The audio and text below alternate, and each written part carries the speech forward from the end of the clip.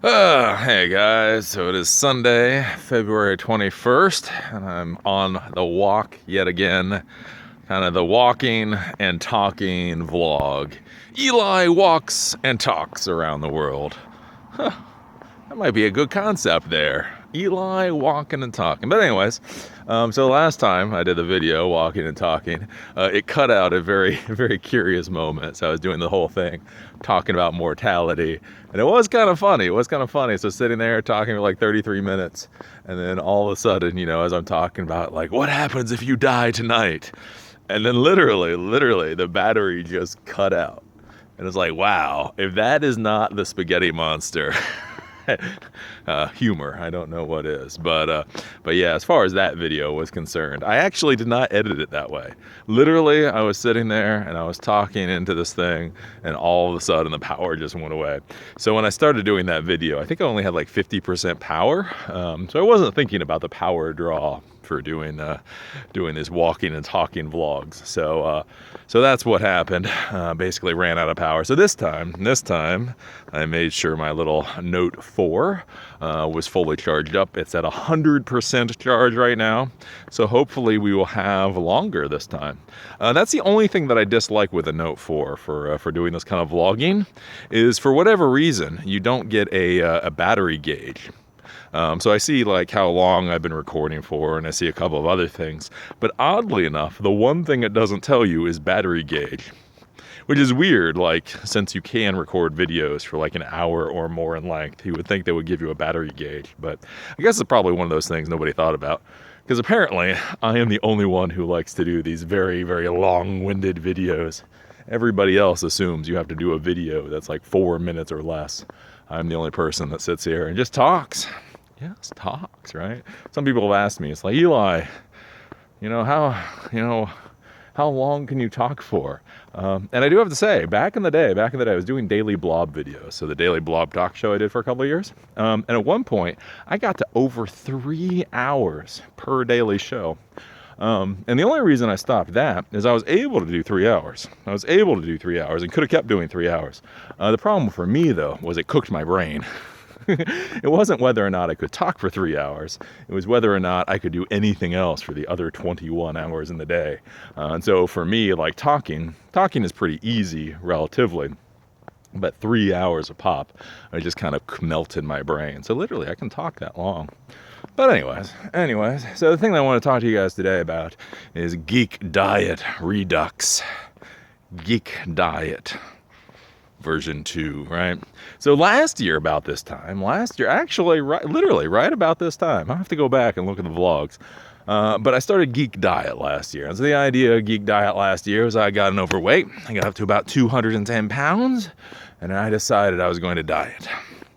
And I decided, in order to keep myself motivated for the Geek Diet, that I would do a daily vlog on it, just as a way to say how I was doing. So every day I would weigh in, and every day I would say how I was doing with the diet, and there we go. Because one of the things that I think is very important for anything that you do, any goal you have, whether it's a Geek Diet or whether it's your MCSE or whatever the hell it is that you should set up something that kind of forces you to do it.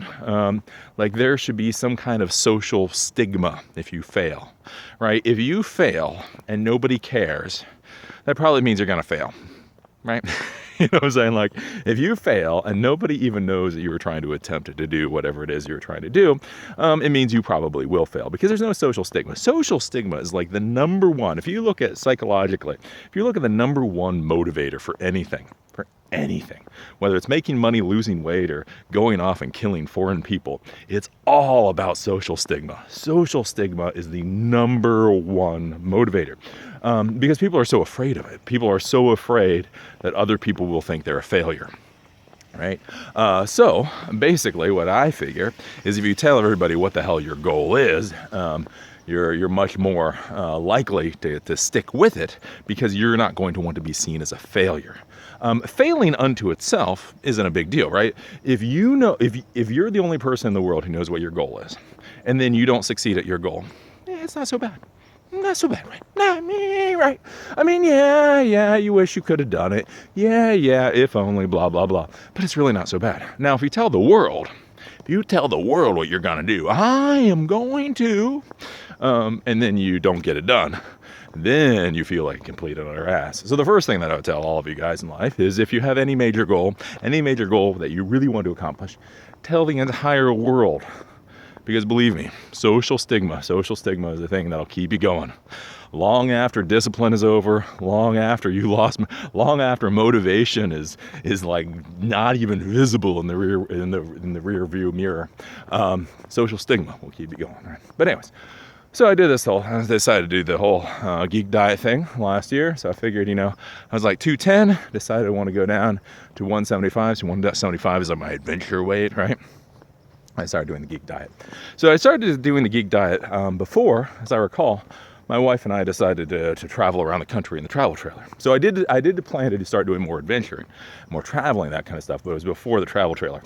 So I started doing the Geek diet and did pretty well. I don't know, got down to like 195, 196, 194?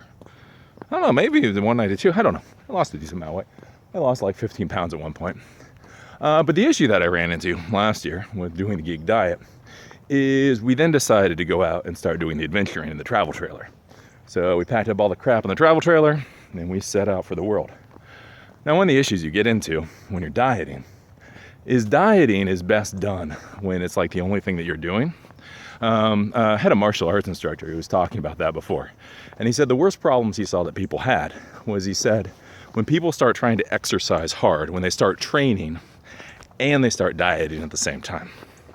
Like what he always argued was you either train or you diet.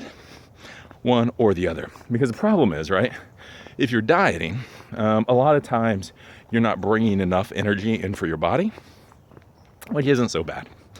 Unto itself isn't so bad. If you have a pretty normal life, you're going to work, you're doing your normal life, and you eat a meal that doesn't have quite enough calories, not so bad. If you go out and you work out, and again, you work out and you're eating enough, you work out hard, not so bad.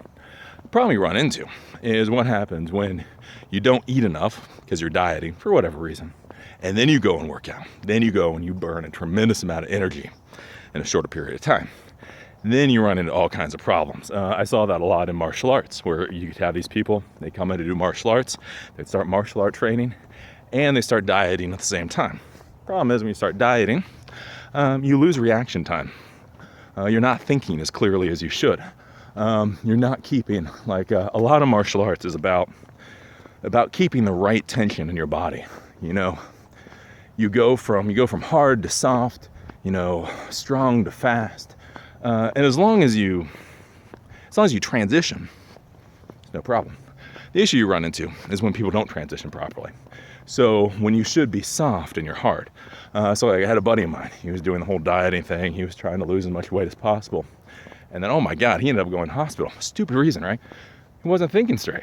And he went to do a roll. He went to do the roll that we'd always done. And he wasn't thinking, his mind wasn't there. And he just kept himself solid when he should have been flexible. And just torqued the hell out of his shoulder. And you see that kind of thing a lot, right? So the problem that I ran into with the Geek diet last year was that we started going out, we started doing all the traveling, we started hiking a lot, we started doing this, that, and the other thing.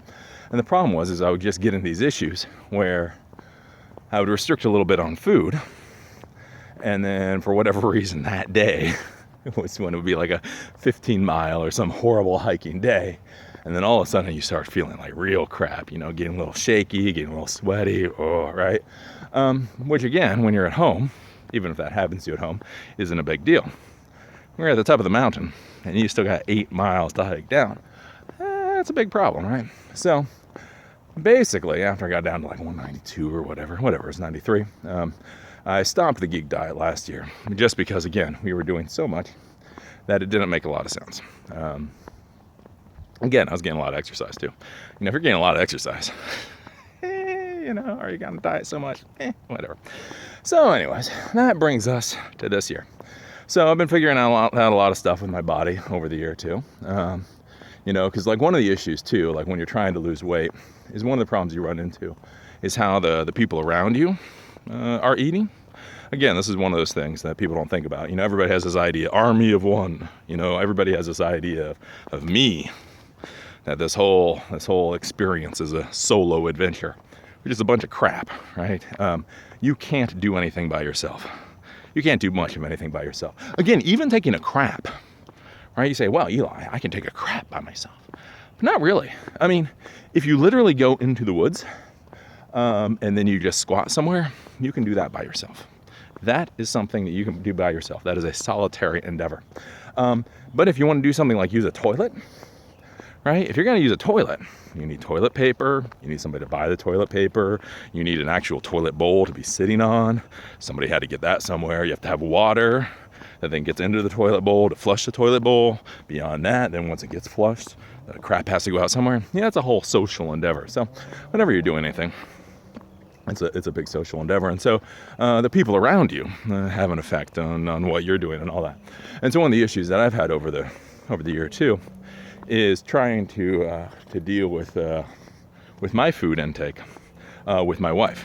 So my wife, before she was diagnosed with the cancers, she started having weird food sensitivities, and so we have to be careful about her, like with food problems. Like she has some like wacky ass shit, right? Wacky ass. Like she has this stuff. Like if she eats fats, her blood apparently will start to itch. How fucked up is that, right? Like literally, it just feels like traveling itch through her blood. And then she's got a whole bunch of other things going on, right? So one of the things, being married. Again, as some of you guys laugh, but, this is the real world. The real world, you're going to be married someday. And so, a lot of what you do, a lot of what you eat is determined by other people, especially when you don't have much of an argument for it. So with her, there's been a lot of this stuff, like figuring out what works for her, what doesn't. Again, she ended up being vegan, which actually seems to work. No oil. She really can't tolerate oil very well. Oils and sugars and all that kind of stuff and go out of the diet. Well, the issue is we eat together. So when things go out of the diet for her, then I have to look for things like replacements. So if we're not eating dairy, if we're not eating meat anymore at home, then what does that get replaced with? Now, one of the issues that I found out then is that a lot of the replacements don't work for me. Yeah, fun, right? So things like nuts. Actually, I don't apparently digest nuts very well.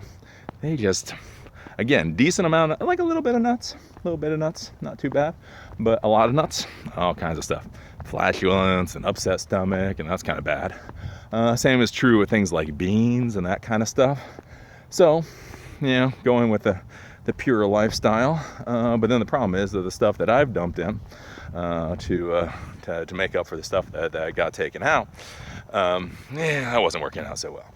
And for some of you guys out there being like, oh, well, it's stupid to be vegan or whatever, one thing I will say from a health standpoint is however you feel about meat, dairy is a bugger too. Dairy is just slab fat anyway. So taking that out wasn't that big a deal. And again, as I say, like with meat, again, whenever you start talking about things like food and food consumption, unfortunately in our society, at least the American society, it's become such a religion anymore. You're either for something or you're against something, and it's all this stuff, instead of just being like, right? And so one of my things, like with meat, is I still eat meat. I am not a vegan by any stretch of the imagination. But again, taking out meat, massively reducing meat, is not something that I feel bad doing in general. This is not something I feel a lack for, mainly because I really don't trust the meat producers in our country anymore anyway. There's these things called ag-gag laws, which are some of the most screwed up things in the world. Like, there are actually now laws in some states where it is illegal to videotape what happens in things like slaughterhouses. Well, and the issue that you start looking at is, one, we know that massive consumption of meat is probably not good for the body. This has been known since like in the 1970s. Saturated fat equals red meat. Again, I like my hamburger. Don't get me wrong. I like my hamburger. I like my steak. But again, there's a difference between enjoying a beer every night and enjoying a six-pack, right? Every night. And so that's the thing, like with meat and like with red meat, is there's just normal health things, and then you've got all the issues of them like feeding the animals with all kinds of weird ass hormones and stuff, which they are showing is transferring to humans. Surprise, surprise. I mean, that's the thing. Like, if you shove drugs into critters, and then we eat critter, then we get some of that drug and we get some of that crap.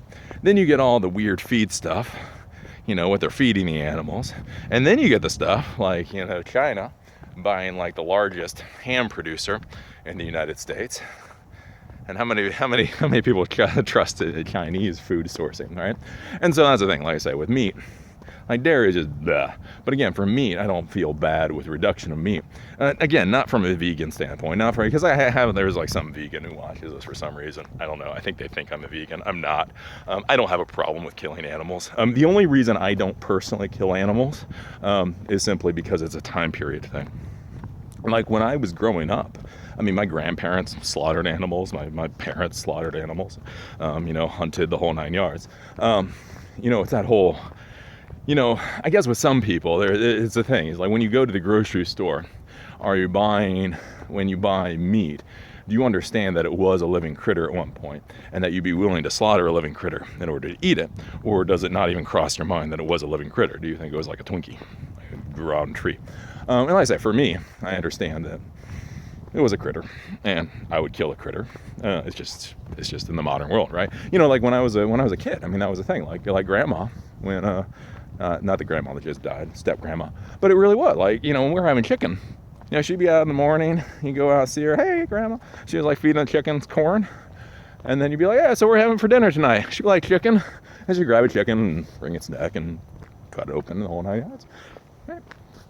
The reason I don't do that is, who the hell owns chickens anymore? You know what I'm saying? But anyways, so it's not it's not like with the meat thing. It's not a moralistic deal, or it's not moralistic. It's just again, like I say, from what I can see, the meat producers are scaring the hell out of me. It's like, you do know, meat producers, you're not actually helping yourselves at this point. When people like Eli are like, I don't know how much I like it. It really is true. Like you do things like I go to Whole Foods, so I eat most meat from Whole Foods. And when you eat meat from Whole Foods, it's some good meat. And let me tell you, I'll go to like Safeway or I'll go to Giant, and I'll buy like the same theoretical quality of steak, cost me about the same amount of money. And let me tell you, that is some greasy, nasty, just right? You sit there and you're just eating this meat from most supermarkets, and you're just like, there's something wrong with this. But anyways, so meat's out and dairy's out and all that kind of stuff. And then what I found is, like I say, is nuts weren't doing well for me. A lot of the beanie stuff wasn't doing for me. And then there's just other things that I found, like with digestion and all that, where like garlic and onion, I just can't deal with that crap at all anymore. Like I knew I had intolerances to garlic and onion for a while now, but I thought it was a decent amount of garlic and onion. Like, you can see garlic in there, so don't eat it. You can see onion in there, so don't eat it. But I've really found, like, even if somebody like sprinkles like a little bit of that spice, whatever, spice mix, and has garlics and onions on it, that really caused me a problem, like indigestion, like painful indigestion. And of course, some people say, well, just take Prilosec or whatever. Which again is one of those things I find weird with the modern world, where your body tells you specifically not to do something. Like if you're getting painful indigestion from eating something, that is your body telling you stop. Right? Now here's the thing. If I go out, I accidentally eat some garlic or onion, fine. Take some Prilosec 1 day, 2 day, whatever.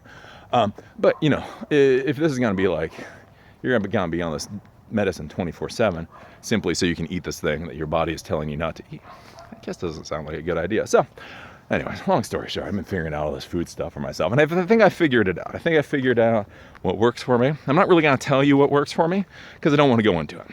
Again, like I say, food, all of that becomes religious. Oh, it's religious. As soon as you start saying what food you eat, everybody starts losing their mind and start telling you all this kinds of stuff, right? And it really is funny. Like, again, I have a sugar intolerance. So sugar intolerance, it causes its own issues. But I remember, like I was telling that to a buddy of mine with this whole thing, like way back when I found I had a sugar intolerance. And that really causes problems. It really causes problems. And I remember, like, this huge argument. The guy tries to get into me. How do I know it's a sugar intolerance? I was like, shut up. Dude, all I'm telling you is I'm not eating fucking cake. It's like, you got cake, you got cookies, I'm not eating it. I told you the reason I'm not eating it, because I've got sugar and hot, but I really don't want to get into an argument over it. Right? So that's one of the reasons I'm not going to talk about food. But so I finally figured out my food intake. So finally figured out the foods that work for me, that are good, that work into my lifestyle. And so now I'm looking at it. And so my weigh-in today was 207.2. 207.2. So what I've been looking at is I did gain, a bit of weight back, just with this, that, and the other thing, trying to figure out food and all that kind of stuff. And so I decided, okay, I'm going to go back and I'm going to go and try to lose the weight. For basic standard reasons. I think it's good for the health. A lot of people say, oh, weight doesn't matter, any of that kind of stuff. This whole idea of fat shaming is bad. And again, fat shaming is bad. Don't fat shame people. On the other hand, for fat people out there, is this really a good idea for you guys? That's one of the things I look at, when we talk about weight in our society, is weight is hard on the body, right? The heavier you are, the harder it is for your body, right? And the heart has to pump blood through further places. Your joints take much more of an impact. One of the things that I thought was funny as far as weight goes, and people saying, oh, whatever with weight, is I went backpacking, right? So after I shut down my consulting business, I decided I was going to go off and do an adventure. And I had this pack. And this pack was somewhere between 50 to 60 pounds. So I was going to go down to Smoky Mountains, and I was going to hike the mountains with this 50 or 60 pound pack. So I go down there, and I fail miserably because I was so out of shape. I was so pathetically out of shape. And I hadn't weighed myself in a long time. And what I thought was funny is I came back. So when I had that 50 or 60 pound pack, and I told people I was going to backpack over the mountains, everybody thought I was an idiot. Everybody laughed at me. Because that's just what people do. People laugh at Eli. Okay, whatever. So they completely and utterly laughed at me. So I came back, and I'm like, what the hell's going on? Because I'm not somebody who normally pays a lot of attention to his weight and a lot of attention to health. But I was like, this doesn't make any sense. So what I did is I grabbed a scale and got on the scale, and I weighed 230 pounds. 230 pounds. And I went, oh my golly, this is the problem. I need to go on a diet. I need to lose weight. And then everybody I talked to when I decided to go on a diet and lose weight was like, no, you look good. You look good. You're fine. You don't need to lose weight. Because thankfully, I'm one of those people, at least when I do gain weight, it doesn't all go to the stomach. It disperses over the body. So I can take on actually a lot of extra poundage without it looking bad. At 230, I still look pretty good, right? But, I looked at it, and again, my adventuring weight should be about 175. So if you look at that, that means I was approximately 55 pounds overweight. Again, simple basic math. Here's what I found funny. When I showed people that 50 to 60 pound pack and said that I was going to hike with that over the mountains, they thought that was funny. They thought that was the most hilarious thing they heard in their life. On the other hand, when I tell them I'm 55 pounds overweight, they say, no, you don't need to diet, you're fine. So how is it when I'm carrying a 55 pound pack, that is absurd, but carrying 55 pounds of fat is, no, that's A-okay, right? And again, that's what when I try to talk to you guys, I try to just break this stuff down into math for you. Again, take out the morals, take out the ethics, take out all the pleasantries. If carrying around 55 pounds, an extra 55 pounds of whatever is laughable. Why is it laughable when it's a backpack, but completely normal when it's just fat? Right? So anyways. Where was I on that? But anyways, yeah, so that's the thing. So basically I want to get down to that whole, somewhere around, like I say, the 180 to the 175. Because again, it just goes down to the whole basic health thing. Like I say, I don't know what it is with old people nowadays, people over 50. Nobody wants to admit they're old anymore. But I can tell you guys, all the youngins out there, all the 18-year-olds, I'm feeling it. What I'm saying? I'm spitting distance of 39 or of 40, right? 40 comes in September. And here's the thing. I've got the aches. I have got the pains. I am losing the hair. You know what I'm saying? Like I feel it, right? So I feel it now. And so basically that's the thing to think about is if we only get one set of knees, if we only get one set of hips, if we only get one heart and all these other organs, do you want to just take decent care of them? Again, I'm not saying perfect care. I'm not saying I'm never going to have a beer again. I'm not saying I'm not going to dig into some ribs and French fries. But I'm saying, like just day in, day out, isn't it a good idea just to keep the body like relatively healthy? At least try to keep it relatively healthy, right? Because again, 55 pounds, if it sounds ridiculous, think about that. Here's what I want you guys to do. Again, take the morals, take the ethics, take all that crap out of whether or not you should lose weight. What I want you to do is I want you to think about how much you think you should weigh.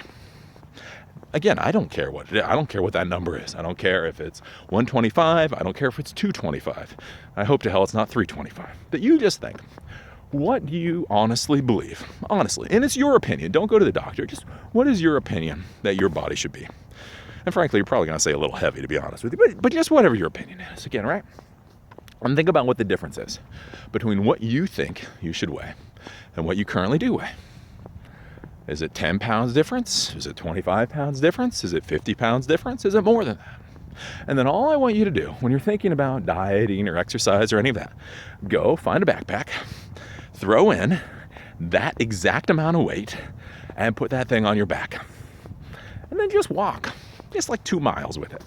I'm not saying 20 miles. I'm not saying 20 days. I'm saying just 2 miles. Basically, take a backpack, fill it with the amount of weight you think you are overweight, and walk 2 miles with it.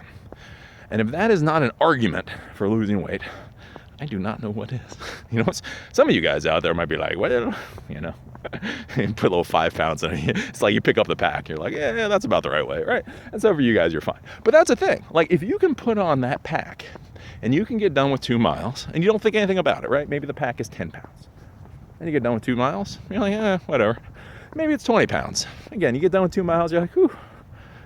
Okay, I can feel it a little bit, but no big deal. But again, like I say, you get up to 30, you get to 40, you get to 50, you get to 60. You have 60 pounds on your back, and you walk just 2 miles. How do you really feel at the end of that? And then think about that. That's the equivalent of what you're doing extra to your body every single day simply by living. And again, like I say, if that's not an excuse for losing weight, I don't know what is. So my weigh in, again, like I said, it was about 207 this morning. So if I'm trying to get down to somewhere around 175, so what does that mean? I've got about 30-ish pounds to lose. I would be happy to be between 175 and 180. Again, not overly specific. I'm not trying to get anorexic here, but that's what I'm thinking about trying to do.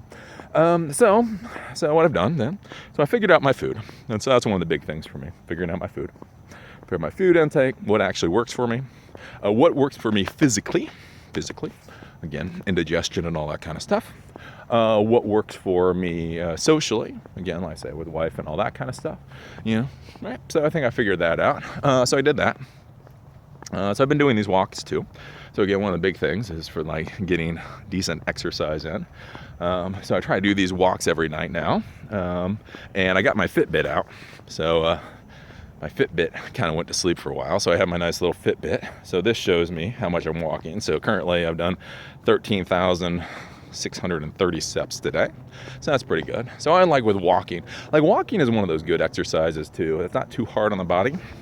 Because that's one of the problems you get into with a lot of people that decide they're going to exercise. And then they go out and they just beat the crap out of their body.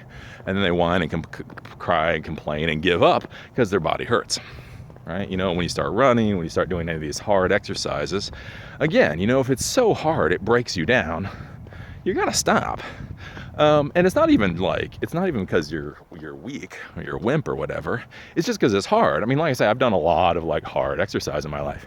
And believe me, when you run, like one point when I was running way back when, I got up to like 13 and a half miles.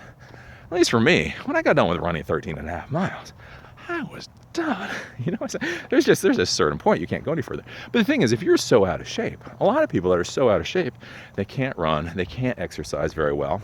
And so they go out and they do even a mile run, and then that puts them in bed for a week. And again, again, I'm not being snarky with it. This is true, right? And so that's one thing I like with walking, is you can go out and you can walk and you can find a nice little route, right? So you can find a 1 mile route or a 2 mile route or a 5 mile route or whatever it is. And you can go and you can do that nice little walking route. That gets you exercise, that gets you fresh air, that makes you feel like you're doing something. And again, walking and exercise. Walking is a form of exercise. If you want to get more calories burned, then start walking faster. You know what I'm saying? If you're feeling tired, walk a little slower. But walking is one of those easy things. And that's one thing for you guys to be thinking about if you're trying to get exercise in, is again, everybody, when we start talking about exercising, as I say, with all of this stuff, everybody tries to make it complicated. The more complicated, the better.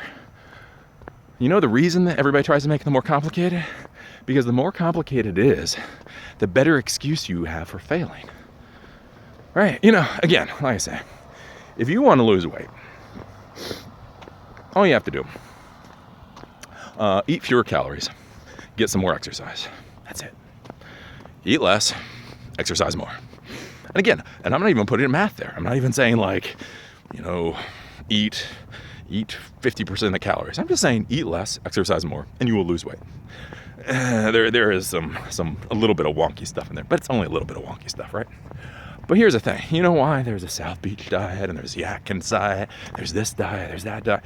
Because they're so obnoxiously hard to do that when you fail at them, everybody understands why, right? Because again, what are people most worried about? People are most worried about social stigma. The worst thing in the world is that people look at you as a failure. So, if the key to success is eating less, exercising more, you can't fail at that, right? You cannot fail at that. How pathetic would you have to be to fail at that, right? So if you tell people that I was going to lose 30 pounds or whatever, and then you failed at that, you can never live that down. On the other hand, if you do the Atkins diet, or if you do this boot camp, or if you do that, long, hard, complicated, tedious, well, when you don't accomplish that, hey, can anybody really blame you? It was so hard. It was so hard to do that, right?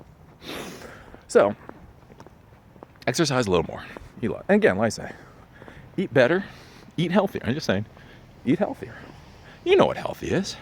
Again, like I said, my wife looks at all these books. It's always so funny. It's like, healthy. That's the thing. I've actually looked at all this stuff for a long time. Again, because my whole training and all that kind of stuff. And basically, healthy has always stayed the same. Like this, oat bran comes and oat bran goes. What was it? Lycopene? Lycopene comes and lycopene goes. All this stuff comes and goes. But the basic healthy food is the same healthy food that they would have fed you in the 1940s. They basically knew what was healthy in the 1940s. They knew the same thing in the 1970s. They knew the same thing in 2016. They just come up with more complicated crap. So just eat healthier. Get a little more exercise, right? So basically that's what I'm doing. So eating healthier. Doing at least this walk. And then for me, what I also did was I signed up for the local gym. So again, I do want to start getting some of that muscle back, start to build up a little bit, because again, I'm an adventuring guy. Need to go out there, be able to do the kayaking, need to be able to go out there and do the rock climbing and all that kind of stuff. But one thing there though, so I signed up for a nice little gym. Should be good. But going there, one of the things that I'm doing this time that I haven't done in the past, because I am starting to feel a little achy here, is this is the first time I'm actually going to go and get a personal trainer. Well, because in the past, again, like I say, with the different things that I've done, they teach you how to get in shape. Getting in shape, again, is not that complicated. But one of the problems that I'm running into, like I say, I'm starting to have these aches and pains, right? So I'm starting to have issues with the wrist. Well, I've always had issues with the wrist. That's why I got discharged from the military. I had the issue with the wrist, had an issue with the elbow, starting to have the issue with the back and all that. So basically going to the gym, basically to help work out things, and I'm hiring a personal trainer, probably at least once a week, to make sure that I'm doing things properly. Again, that's one thing you start to realize as you get older, is, when you're young, you just think you can power through everything. I'm just going to power through it, right? Longer, harder, stronger. And that's one of the things you learn as you start to get older. It's like, let's start to do things smarter. You know what? If I do build some really nice biceps, some really nice muscles, but I totally permanently damage my wrist to get there, that doesn't really help me out a lot, right? If I'm trying to do these things for my health, Right, so started the gym. So signed up for the gym thing today. So I'll be starting with the trainers or whatever. I don't know, this week or next week. And we're kind of gonna go from there. I'm kind of doing this relaxed. Again, I'm not doing this like all insane. I'm not like, oh, I'm gonna run a marathon or any of that kind of stuff. Again, the idea, you just eat less, start getting more of this exercise into my routine. Again, go to a gym, actually deal with the personal trainers to make sure I'm training things properly. Again, not training the wrong things, not working out the wrong things too much, because that happens a lot, right? It's easy to do. It's surprisingly easy to do. As you sit there and you just, again, like I say, you work out the wrong muscles or whatnot. So I did that. And the final thing that I did was, we'll see how this little tool works, is I went out and I actually got the Aria, the Fitbit scale. So I had my Fitbit, right? So I showed you my Fitbit, and I got the Fitbit scale. And so that'll give me a cool, fancy graph. So since I'm a geek, as I say, I always like metrics. So with the Fitbit scale, what it does is you step on it, and it takes your weight, and it takes your body mass, and then it automatically uploads that to the Fitbit website. So my Fitbit is going to automatically upload information to the website, and then the scale is going to automatically upload to the website. And hopefully that'll be a nice little motivation thing. Like, you get to go in there, see how it's all going up and down, and hopefully it'll make me feel pretty good. So yeah, that is about the very long, and not so short of a Geek Diet 2. So as I do these videos going into the future, I won't do individual videos about the Geek Diet, but I will talk randomly about the Geek Diet. I'll say I'm at 207 today, or 205, or whatever else. And then we'll go from there. Like I say, that's it. I think health is important. And like all this food intake, I think that's one of the things, like with food intake, I was talking to my wife about that earlier, is again, like, being 40, I'm in a weird generation. Generation X is a weird generation, especially for some of us, where we really have connections back to our grandparents, the greatest generation. I'm not going into that one. But anyways, the Depression era generation, all the way up to current generation. And I think one of the things that I see, like with weight and exercise and all that kind of stuff, is that the world has changed. But it's changed in such a weird, slow way that a lot of people haven't realized that it's changed. I mean, again, you talk about like kids being overweight and all that kind of stuff now. What people forget about is, like, when I was a kid, the problem, like nowadays, I talk about helicopter parents always being around. Well, my generation, it was latchkey kids. And what latchkey kids meant was it was really the first generation where we really didn't have stay-at-home moms. And so we all had keys. And we would just, our parents would leave the house before we left in the morning, and we would get home before they did. So the idea that we were responsible for ourselves, and so we would have to walk to school, we have to bike places, we could go out and do insane things, 2 to 3 hours a day. I was alone. Had free run to do whatever the hell I wanted to do, right? Go out, run around in the woods, whatever else. Beyond that, things like our video game systems and our entertainment wasn't as good as it is now. A lot of kids don't realize, like, entertainment used to suck, right? That's the thing. Like, going back and playing Atari 2600. I played the hell out of my Atari 2600 all the way up until I realized it was a pattern. I remember that it was there was Missile Command. And I realized that Missile Command did a pattern. And if you understood the Missile Command pattern, you get up to like 1,000,000 points easily. And that was the thing. So like with our video games, once you understood the things like the patterns, like literally, all it took is you could just sit there and you could just keep playing the game, and you literally stopped playing the game once it became boring. Again, when you look at things like Nintendo video games and all that, yeah, we did have video game consoles. And again, for me, like, I would spend the weekends playing video games, so I'd go out and rent a video game, and then I'd play it for the weekend. But then it was it. Like, once you beat the video game, it was over.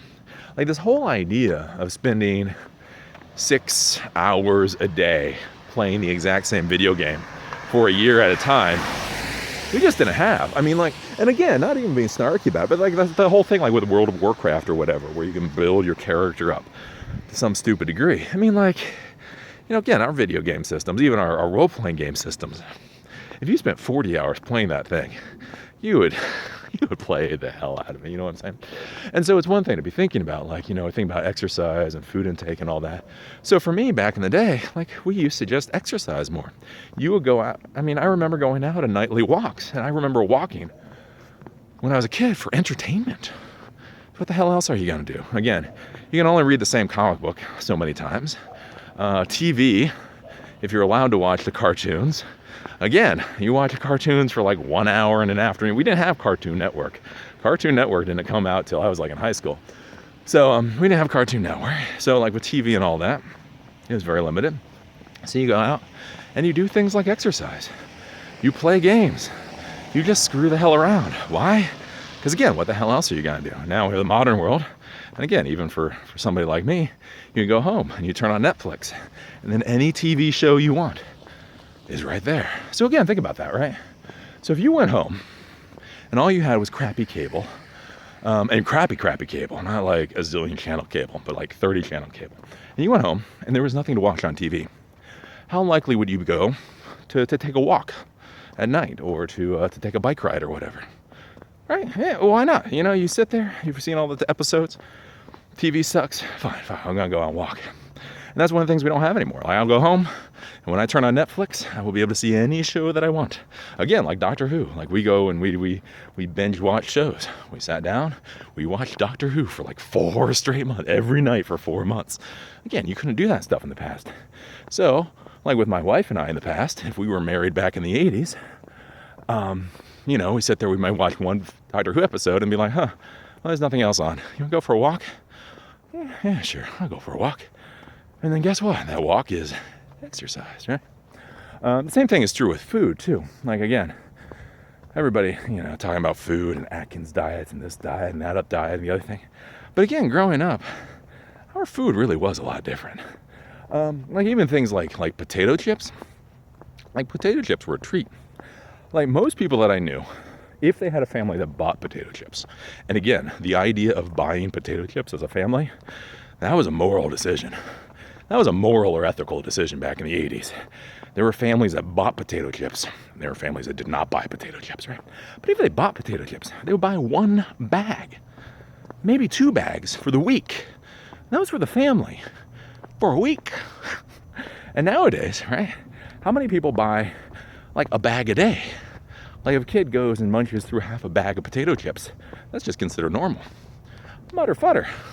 A bag of potato chips, that was a treat for the family for like a week, at least a few days, right? You were splitting. Like, you get a bag of potato chips, you got 5 or 6 people, and they all take their few, right? But again, food becomes so easy, you just eat it so much easier. Again, you think about things like meat. Again, this whole argument about whether you should be vegan, for veganism or anti-veganism. But again, when I was growing up, just the amount of meat that we consumed was so much less. It really was. Like you would get a breast, or you would get like 2 chicken legs. Like if you were the kid, you got like 2 chicken legs or something, right? And again, it wasn't about whether or not you should or should not eat meat. It was just when you did eat meat, you ate a hell of a lot less. Again, like eating out to give some of the youngins nowadays an idea of what it was like in the 80s for eating out. I remember when I was in home economics. I don't know if you guys still have that, but basically trying to teach you how to be it teaches you how to like write checks and all that kind of stuff and feed yourself. We used to cook food. They taught you how to follow recipes and all that. And I still remember this one video I was watching. And in the video, it was talking about eating out, right? And it was talking about how unhealthy eating out was. So again, this was in the 80s, talking about how, this was public school in the 80s, talking about how unhealthy eating out was. And here's the thing they said. Here's the thing they said. They said, you have to be careful. Because in the modern world, people don't eat out just once a week. Some people eat out twice per week. And I always remember that because I found it to be so funny, where they're like, some people eat out twice per week. And this was like a shocking revelation. Like, can you imagine how unhealthy it is for these people who eat out twice per week? And now you got to think about it. Like, I know a lot of people that eat out every day. like twice per day, lunch and dinner, right? And again, it's just got to be thinking about it, is it Atkins diets? Is it South Beach diets? Is it this diet, that diet, the other thing? Or is it just like, maybe some home-cooked food would do you better, Just saying. I think that was an interesting thing they were talking about, like with Chipotle, and it's talking about like you just think about the food that you put in your body, and they were making a joke about that with all the problems that Chipotle has had, and the whole idea that Chipotle has convinced people that 1,000-calorie burrito is healthy. You know what I'm saying? Like one burrito that has all the calories for half of your day, and that's considered the healthy alternative now because it's chopped up fresh in front of you. You just gotta think there. Like, huh. Yeah. So anyways, those are my thoughts. Again, we'll go along. We'll see how I do. I'll motivate some of you. I will piss off some other people. But I guess that's what my job in life is. Eli, what's your job in life? I motivate some people. I piss off others. I just kind of do what I do. But I figured I'd talk about that today because I figure it's something useful for a lot of you folks. Because I see a lot of people out there. And again, like I say, health is no joke. I think about that. Like I say, my mortality, one of my last videos. I think about that with my stepfather. And that was the thing. I remember my stepfather, and he used to laugh about that, because you get the steak and you get the good food and all that. And he was like, yeah. I'd rather have a couple years taken off my life and then spend the rest of it eating nuts and twigs, right? Because Mom would try to feed us tofu and all that, and he would laugh. Oh, that's ridiculous. I'm a Navy man. I want steak. And he was laughing like that all the way up until that blood vessel burst in his head and killed him in like 30 seconds. It was a really funny joke. All the way up until he was in the coffin. And it is. And it's one of those things, you got to think about, like with your health. It's like all these, and I remember